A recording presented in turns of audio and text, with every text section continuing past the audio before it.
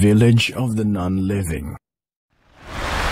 Si Dark Ghost ay isang paranormal hunter sa Russia.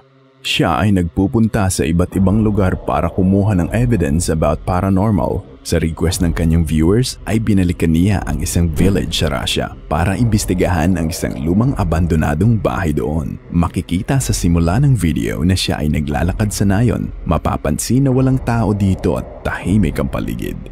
Ang ibang mga kabahayan dito ay makikitang lubog sa tubig. Pagpasok niya sa isang lumang bahay, ay isa-isa niyang sinetap ang mga kamera sa iba't ibang bahagi nito. At ito ang kanyang nakuha.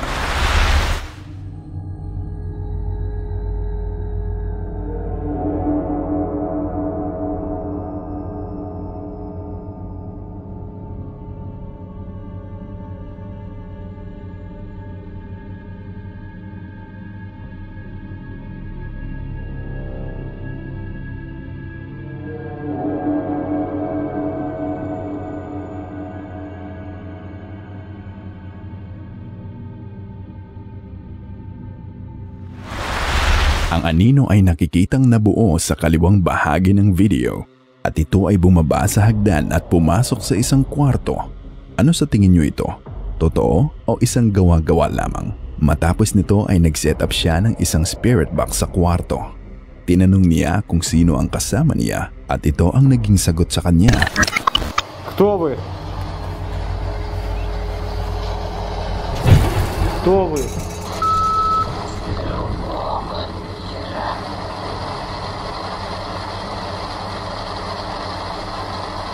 Как вы здесь оказались?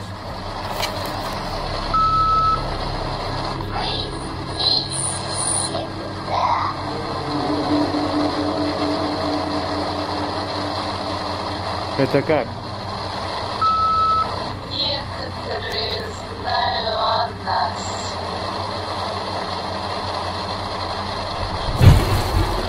Кто они, эти некоторые?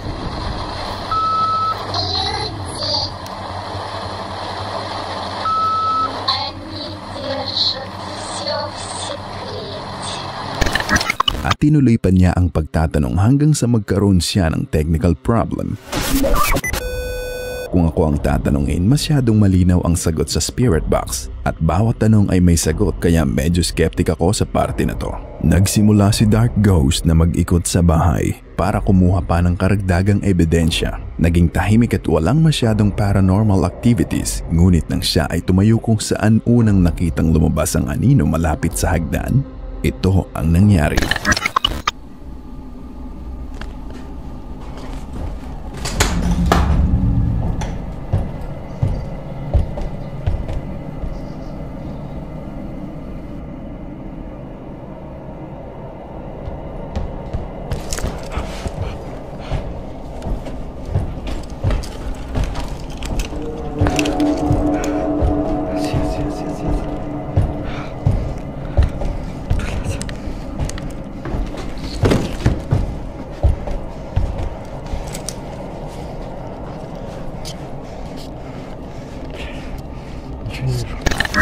At dito ay tinapos na niya ang kanyang investigation. Kung gusto niyong panoorin ang buong video, pumunta lamang sa YouTube channel niya na Dark Ghost Paranormal. Ghost in the Closet. Isang nursing student na mula sa St. Nicolasticus College, Tacloban na si Mary Therese Pagay ay gumagawa ng videos para sa kanyang mga skills return demo kasama ang kanyang kapatid. Halos lahat ng video niya ay patungkol sa nursing, hand washing, vital signs, bed making at iba pa. Ngunit sa isang video niya kung saan pinapakita niya ang tamang proseso sa pagkuha ng consent sa pasyente ay may hindi sila inaasahang nangyari. 1, 3, go. Okay na? Now that I have introduced myself to the patient, verify the client's... Now that I have introduced myself to the patient, explain the procedure, and ask for his consent, verify the client's identity, and provide... Ano ito? Sige pa din, sige na. Nakita niyo ba yon? Sa kalagitnaan ng demo ay bigla na lang kumurap ang ilaw sa kwarto. Nagulat silang magkapatid sa nangyari, ngunit pinagpatuloy ni Mary ang pagvi-video sa kanya para tapusin ang return demo, at ito ang sumunod na nangyari. 1, 2, 3, go. Now that I have introduced myself to the patient,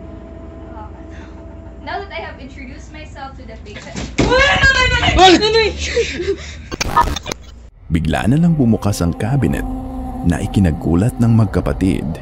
Makikita na wala namang ginagawa si Mary upang buksan ang cabinet.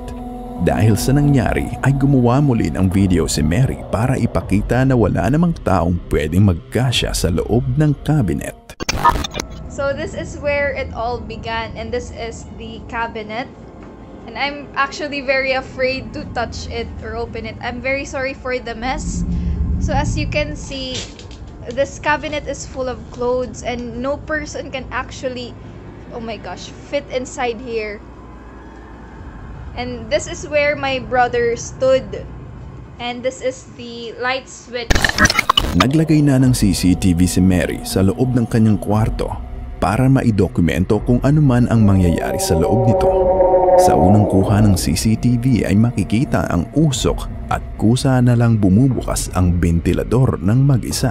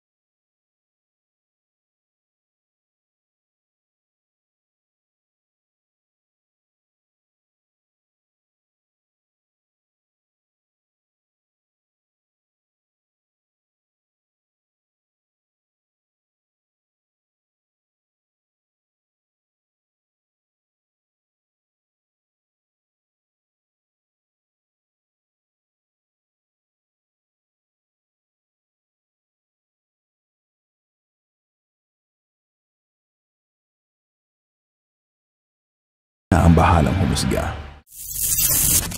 Face in the window. Ang susunod na videong ito ay nanggaling sa TikTok account ni Rebecca or mas kilala bilang Reba Beba. Makikita sa kanyang TikTok account na mahilig siyang kumuha ng random stuff at ipopost niya ito sa TikTok, katulad ng pag-hike niya malapit sa dagat, pagkuha ng video ng bulaklak na mukhang itlog sa malapitan, at kahit video ng mga alaga niyang aso. Isa sa mga video niya sa TikTok ay kuha ng kanyang ina. Habang nag-hike ito ay may nakita siyang magandang bahay na ang tawag ay Murphy House. Makikita sa video na manghang-mangha siya sa ganda at laki nito. Mapapansin din na walang nakatira dito. Look what I found. This is in Carmel. This great old house. Someone told me that it's the Murphy House. I don't know who the Murphys were, but I don't think they've lived here for a while because it looks pretty deserted. But it must have been gorgeous in its stay. It's absolutely, I could just imagine walking around here in some fancy dress or something, and just amazing. It's just beautiful. Nakita niyo ba yon? Isang bata ang nakasilip sa isa sa mga bintana. Maputla ang kulay nito at may pagkaitim at malalim ang mga mata nito. Sa unang tingin ay iisipin mo na lang na isang estatwa ito. Pero kung pagmamasdang mabuti, ito ay nakatingin sa ina ni Rebecca habang nagvi-video. Para bang pinapanood ng batang nakasilip ang kilos niya. Ano sa tingin niyo ang istorya ng batang nakasilip sa bintana? At ano ang ginagawa niya sa loob ng bahay mag-isa? Haunting in Magnolia Hotel. Ang Magnolia Hotel ay binuo noong 1840s sa pangunguna ni Texas Ranger James Campbell. Sa simula ay isa lamang itong cabin, ngunit nang mapatay si James Campbell, ito ay naibenta at ginawang hotel. Ang cellar ay naging refuge ng mga Indians at sa kalaunan ito ay naging kulungan na din. Ngayon ang Magnolia Hotel ay kilala dahil sa haunted activities dito. Isa sa pinakasikat na kaluluwa ang sinasabi nila na nasa hotel pa din ay ang batang si Emma. Ayon sa nangangalaga sa hotel, si Emma ay mahilig sa bola. Ang mga bumibisita dito ay nag-iiwan ng bola sa sahig upang makita kung kukunin ba ito ng bata. Ito ang isa sa video. Panoorin.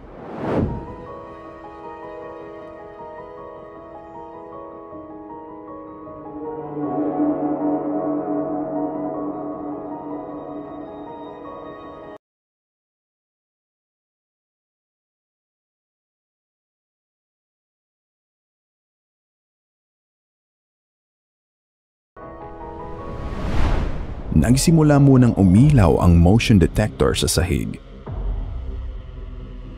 Pagkatapos ay gumalaw din ang bola papunta sa lamesa. Habang gumugulong ang bola ay makikita din na bahagyang umangat ang ilalim ng gown. Meron ding maliit na anino na parang anino ng bata ang makikitang lumapit sa bola bago ito tuluyang naglaho. Nag-iwan din ng CCTV sa bodega o mas kilala nila sa bahagi ng hotel na yun bilang Indian Raid Shelter. At ito ang nakuha nila ng alas 4 ng umaga. 2 orbs ang makikita sa kanang bahagi ng video at isa pang orb ang nanggaling sa kaliwa. Ang mga ito ay nagsama-sama sa gitna ng bodega na tila ba nagsasayaw.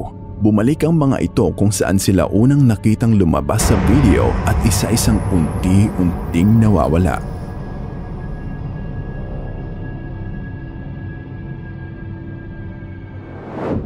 Ito ba ay buhangin o insekto lamang na lumipad o kaluluwa ng mga taong naging biktima sa hotel?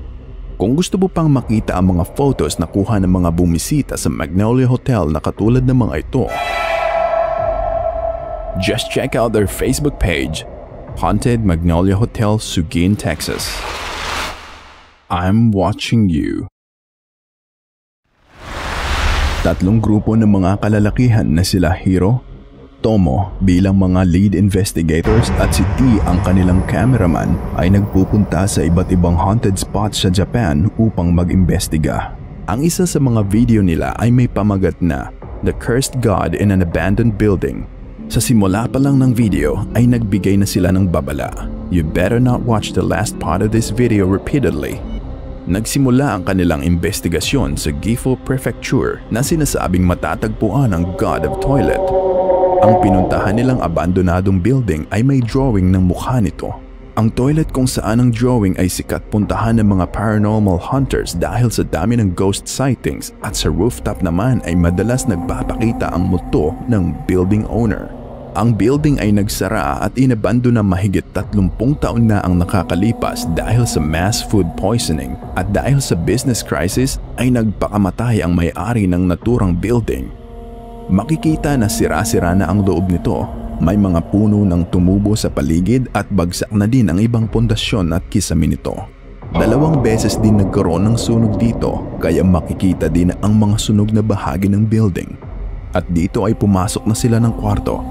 Napagdesisyonan ng 2 lead investigators na isa-isa silang magpapapicture sa tabi ng drawing. At kung sino man ang may kakaibang makunan sa picture ay siyang gagawa ng solo investigation. Naunang nagpakuha si Tomo.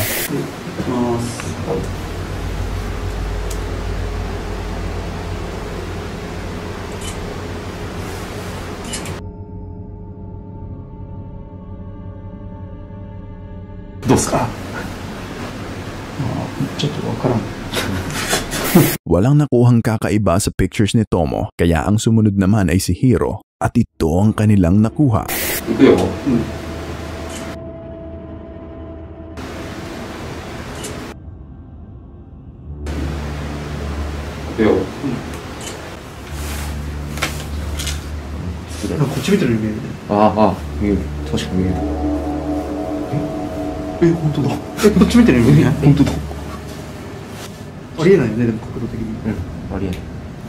ここに反射しちゃった。そうだよ。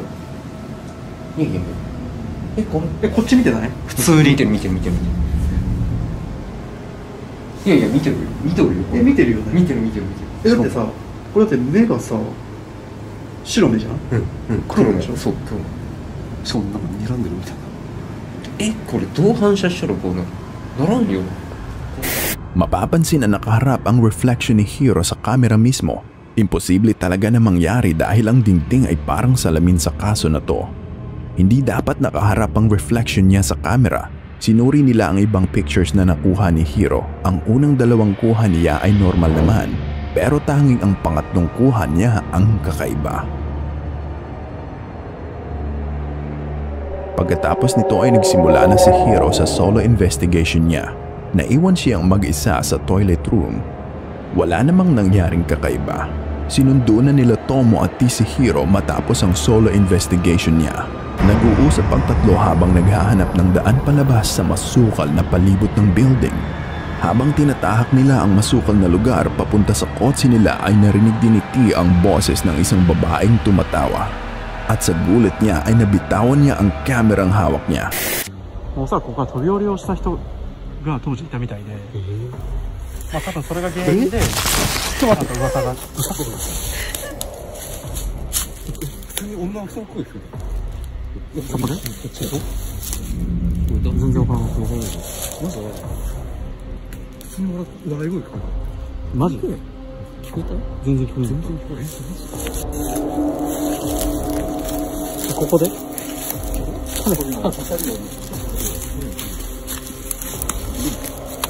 ？Makikita na ang camera ay naihulog ni T sa kanyang gulat nang marinig niya ang boses ng babae. Panoorin naman natin ang parehong senaryo kanina pero sa point of view naman ni T hanggang sa pagkahulog ng camera, ito ang kanyang nakuha.